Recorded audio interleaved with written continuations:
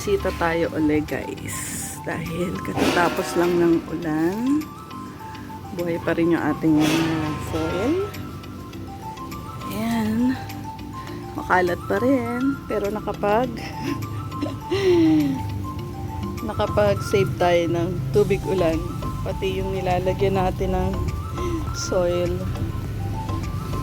And mukhang effective naman yung ating mga sticks guys. Dahil hindi pinuntahan ng mga ibon, hindi kinalkal. So mamayang hapon, kasi ngayon is 11 o'clock, mag-harvest lang tayo ng malunggay dun. Magtitinola tayo. Ayan. So okay naman. Tapos ito yung ating ibang mga ita-transplant na mga lettuce. Ito yung papaya natin. At ito yung mga tumubong iba pang mga plants. Try natin i-squeeze in yung ibang yung jalapeno natin. Eto. Ayan, mataas na yung ating sitaw. Yung okra natin, okay naman sila.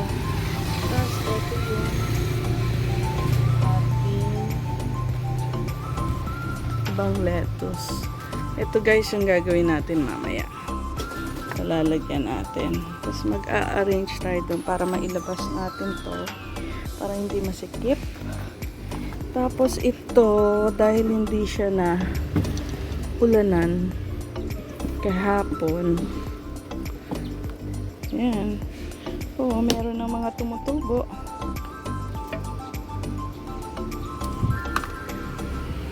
Lipat natin dito. Lipat ko yung iba dito. Kaya nito, na meron ng ayan. Saan yung nakita ko ito? Meron na yun. Ayan. Tsaka didiligan natin sila ng tubig ulan.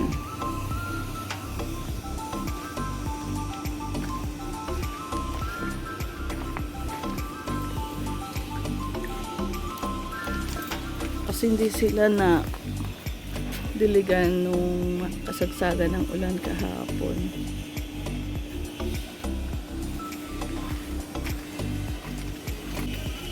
Iiwanan muna natin to kasi mamaya pa tayo mag-gardening.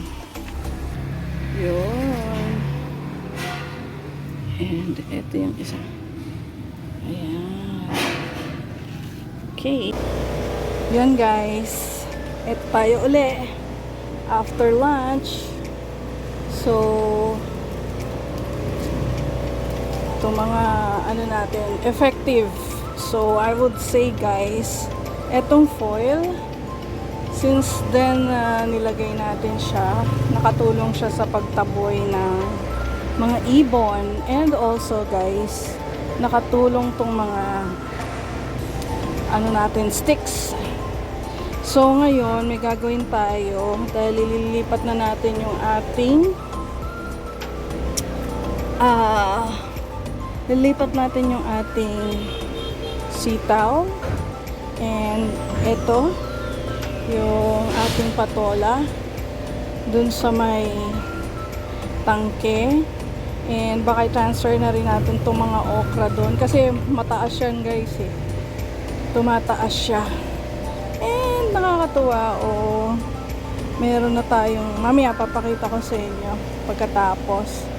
Pero ngayon kukuha tayo ng silya, napapatungan natin ito doon. So balikan ko kayo.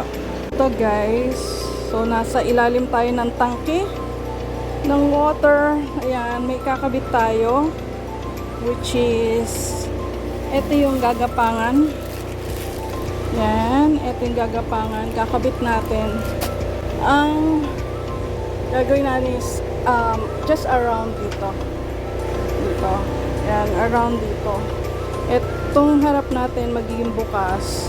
Ito kasi pwede pa nating daanin yung ampalaya dyan. So, itong mga halaman na to transfer natin yan. So, yun yung gagawin natin. Yan guys. So, ito man yung ginawa natin. And, tinatatali natin to dito. Yan. Nakabit na natin siya guys. Again, meron tayong blue. To. Then, meron tayo dyan. Dito natin lalagay yung sitaw para mag-crawl dyan.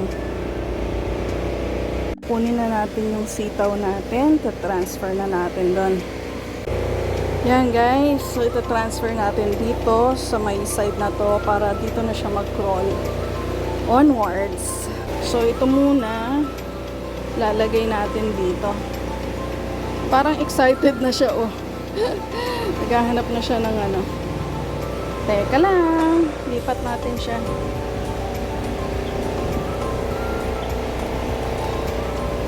Ayan. Ayun, oh. Nakakapit na siya kagad. Ayan. So, ayusin lang natin.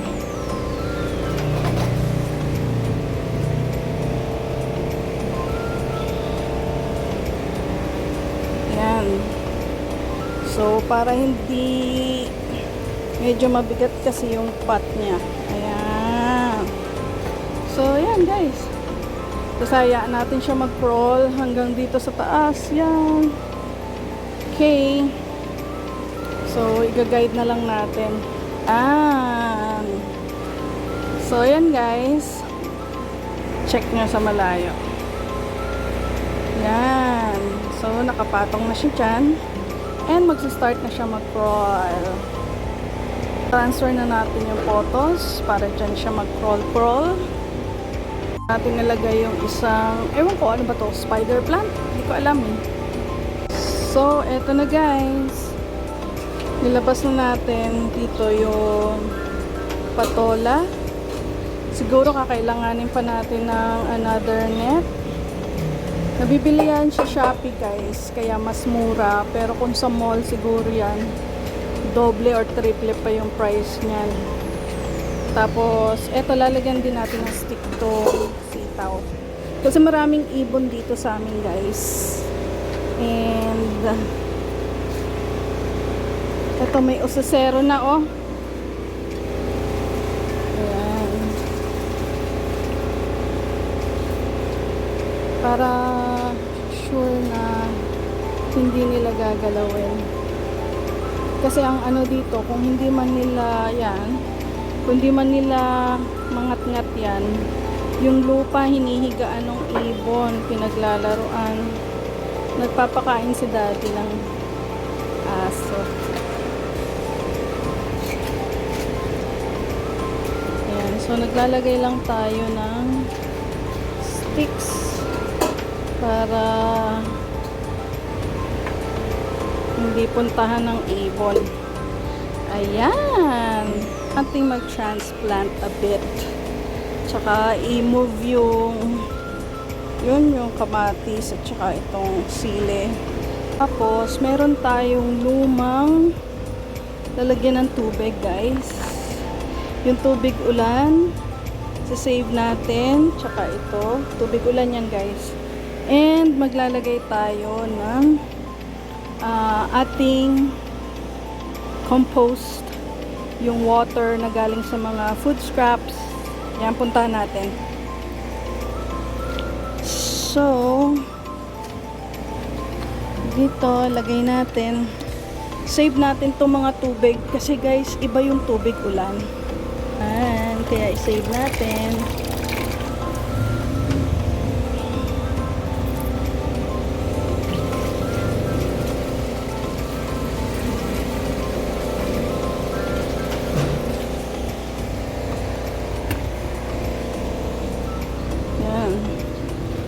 Na-save tayo yung tubig ulan.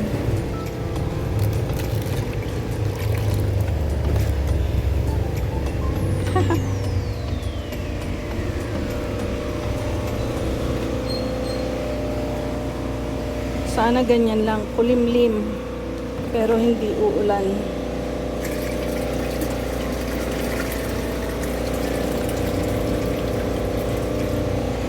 kuha tayo. Eto guys, buti na lang. Naka-video lang kayo. Dahil, etong kukunin natin ay napakabaho. May ways na para maalis yung baho nung ating food scrap o yung compost natin. But, the thing is, save natin yung tubig.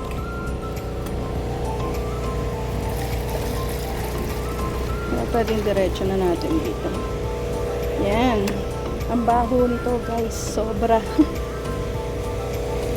Pero kunin lang natin yung ano.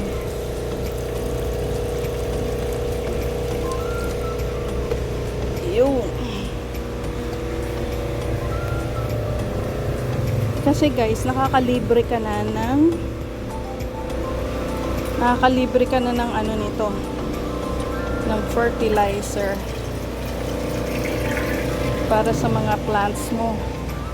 Tapos yung tubig ulan dun sa may batya, pwedeng yun na yung gamitin mo pang refill dito.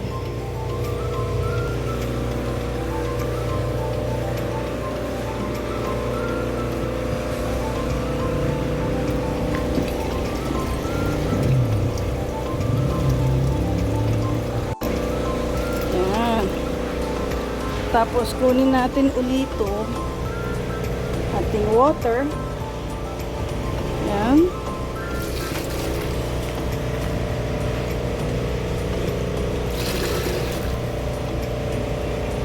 Try natin hindi mabulabog yung lupa para hindi masama.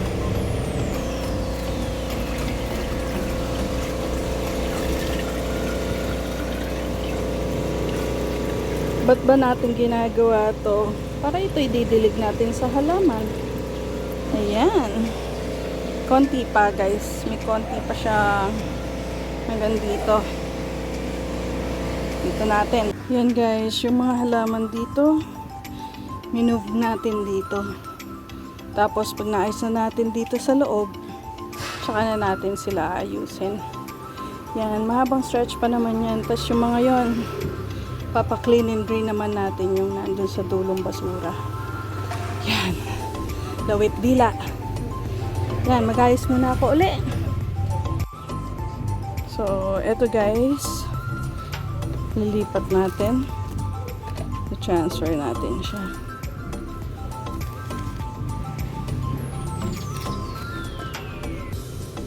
Making sure guys na malalim yung dukot ko para ayan.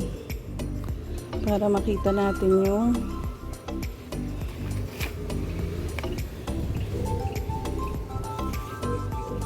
yun. Transfer natin dito. Yun. Yung kamatis natin. Kukunin din natin. Ito na guys. Yan.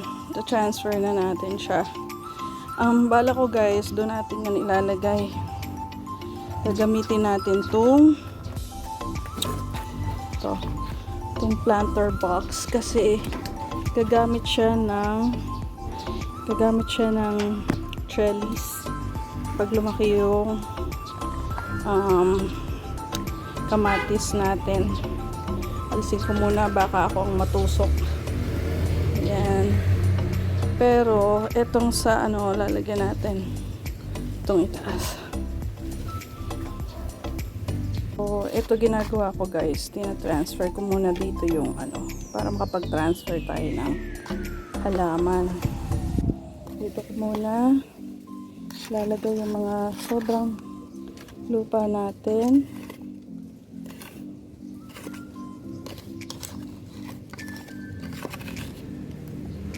Yan.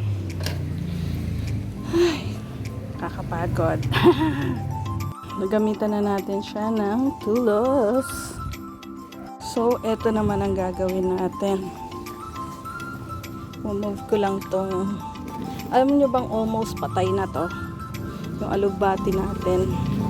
Pero dahil umulan for 3 days, ayun na siya. Tapos eto guys, gagamitan natin siya ng barbecue sticks din.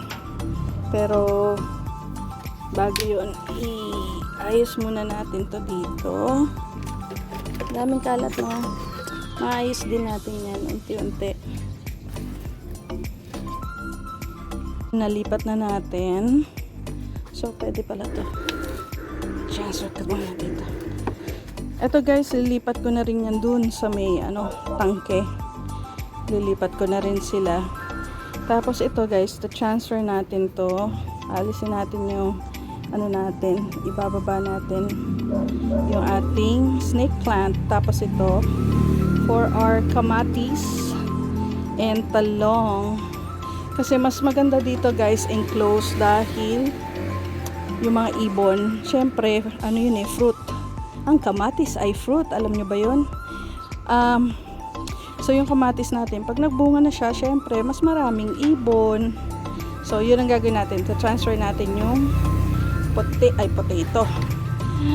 Ang gusto nga ni ate, magtanim ako ng patatas. Teka lang kako. One at a time. So yan, tomatoes and eggplant yung itatanim natin dito. Yan muna. So before and anything else guys, tayo ay maglalagay ng coco peat.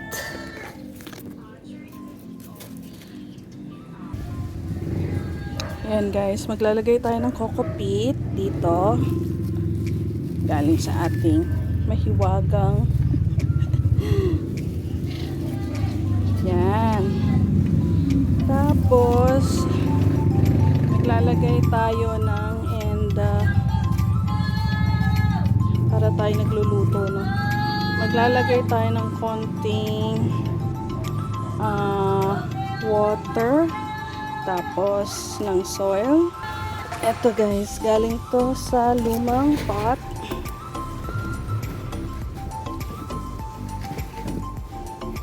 Yan, meron tayo.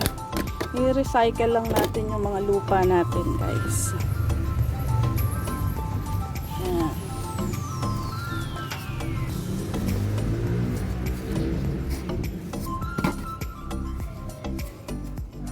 Yan. Bata naghahalo. Okay. So, dito sa hinalo natin guys, dito tayo kukuha ng pandilig.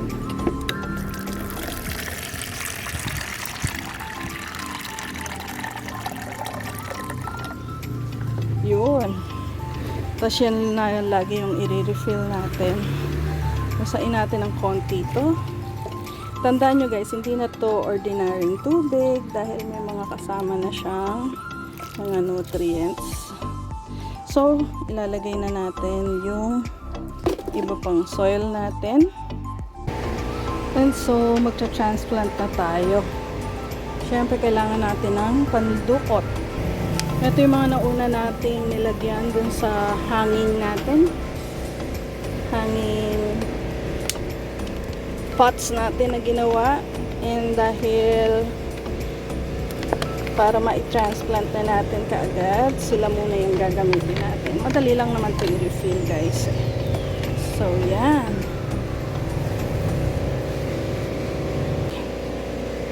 Ito yung dalawang kamatis na transfer natin doon. Yan. Tatlo yung kamatis eh. Papansin nyo, okay na siya kasi nag-ugat na. So, ibig sabihin naka-adjust na siya. Ito na guys. Dinadahan-dahan ko lang. Nahawakan ko yung tangkay niya. Tapos pinupull out ko siya unti-unti. Ayun. So, transfer na natin siya. Yan.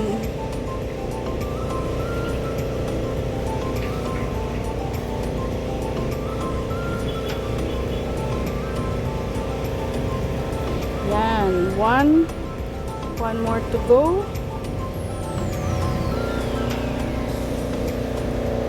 Same thing. Ingatan natin yung ugat niya. Ayun. So, kita nyo ang healthy ng mga ugat niya, oh. Oh. Yan, transfer natin.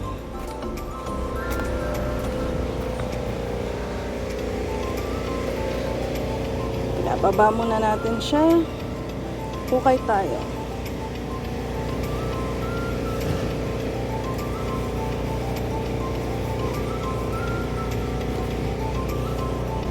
Yun.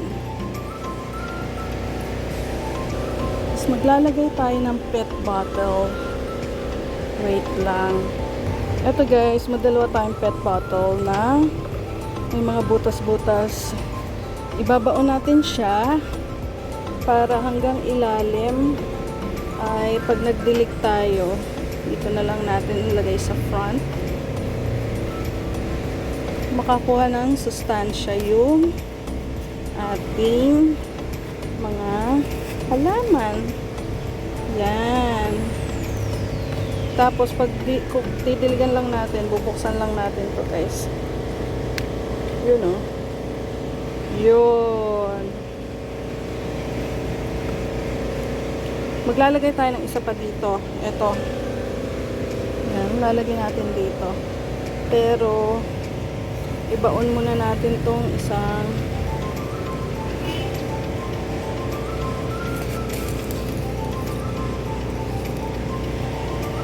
yan, para hati-hati na sila. Ayan guys, adjust ko. Yan, para hati-hati na sila ng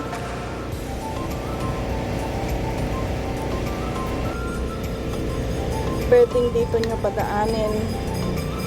Yan, tapos dun yan pupunta sa loob. So, eto na yung next natin. Hukay muna tayo dito sa gitna. Yun. And dahan-dahan lang natin angat. Yun. Pag umangat na siya guys, alalayan nyo lang.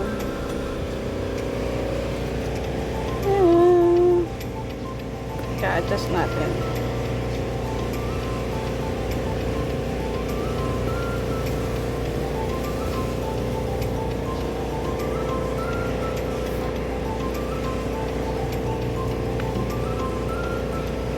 Yeah. Anong next natin na gagawin guys? Lalagyan natin siya ng trellis. As early as now. Hahanap tayo. Ito guys, yung sa blinds. Ginagamit sa blinds na nasira. Ayan, 2 pole. Tatali natin yung dito. Kuha pa tayong 2. Ito guys, meron pa tayong sa old blinds din. Ayan, ito yung iniikot mong ganun para bumukas yung blinds. Ito yung ilalagay nating support. Para pagka lumaki na yung ano natin.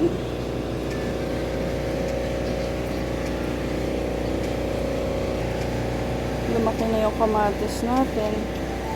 Yan yung magsaserve na magga-guide. Guys, natapos na natin. So, nilagyan pa rin natin ng mga barbecue sticks para in case lang.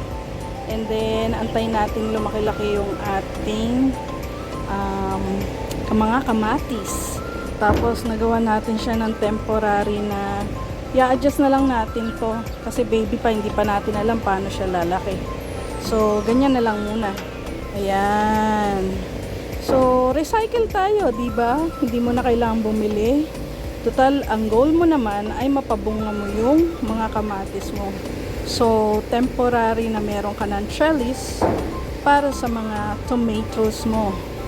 At ang gagawin na lang natin ay to make sure na mabubuhay nga yung ating mga kamatis. So, yan guys. Yan muna. Balikan ko kaya. So, eto na guys. Mag-start tayo. Dahil i-move natin to, transfer natin siya dito, aalisin natin dyan, and gagamitin natin yung ibang soil para maging maayos yung dito. Yan, magta-transfer tayo ng mga lupa. Ito, dito. So, unahin na natin tong ilalim.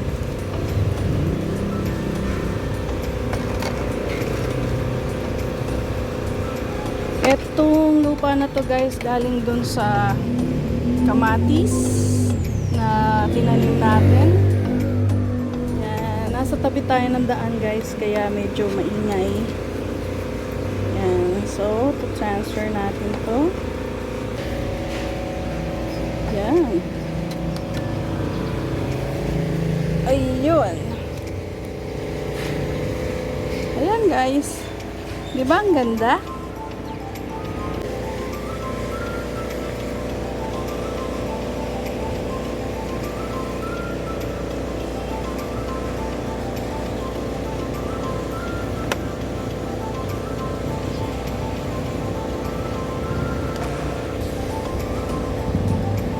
Medyo naging leggy na yung ating ano. Yan.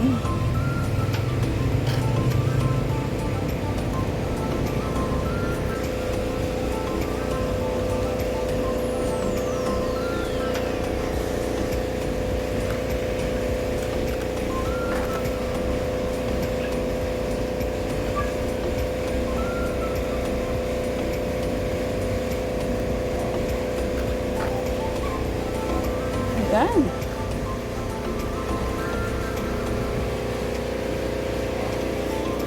Tapos meron pa tayong isa dito eh.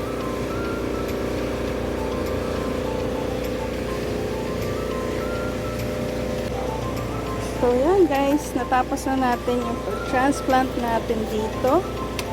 Move ko lang to banda dito sa gitna. Yan. Urong pa natin. Para medyo magkakatabi sila. Kasi gagawa pa tayo guys ng ganyan. Oh, di ba ang galing? But again, para makasure na hindi sila ngangat-ngatin, maglalagay lang tayo ng tusok. Ayan.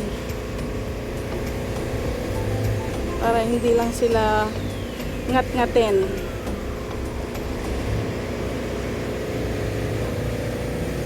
Pagka medyo malaki-laki na, alisin na rin natin to guys.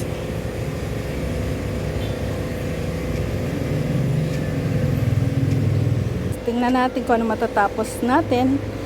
But for now, hanggang dyan na lang muna. Medyo mahaba na yung vlog natin. Update ko na lang kayo bukas. Bye!